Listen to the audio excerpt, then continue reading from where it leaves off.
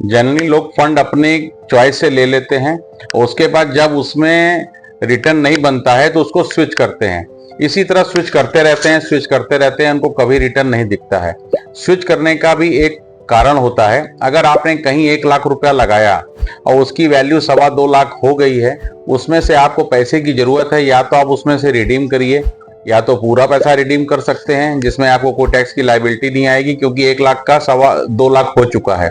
अगर आपको पैसा की जरूरत नहीं है और आप स्विच करना चाहते हैं, अगर फंड परफॉर्म कर रहा है तो क्यों स्विच करना, क्यों इधर जाना कोई उधर जाना। अगर आपका टारगेट लंबा है 5 साल 10 साल 15 साल के लिए, तो अगर आपका फंड परफॉर्म कर रहा है, जिसने 1 लाख को 2.25 लाख बना दिया, आपका पैसा 4 साढ़े 4 साल में डबल के ऊपर हो गया, तो आप उसी फंड में बने रहें, आपको शानदार और अद्भुत रिटर्न बनेगा। आपने अगर कोई गलत फंड ले लिया है जो कि आपका कई समय तक परफॉर्म नहीं करेगा, या किसी सेक्टोरियल फंड में चले गए हैं, या आप अपनी मर्जी से किसी फंड में चले गए हैं, तो उसको अवश्य स्विच करके किसी उसी फंड हाउस के किसी अच्छे फंड में जाना चाहिए, जहां आपको जल्दी से जल्दी 3 से 5 साल में जबरदस्त रिटर्न दिखे। ऐसे हमेशा पैसे को स्विच करते रहेंगे तो आपका पैसा कभी भी रिटर्न के रूप में कभी नहीं दिखेगा।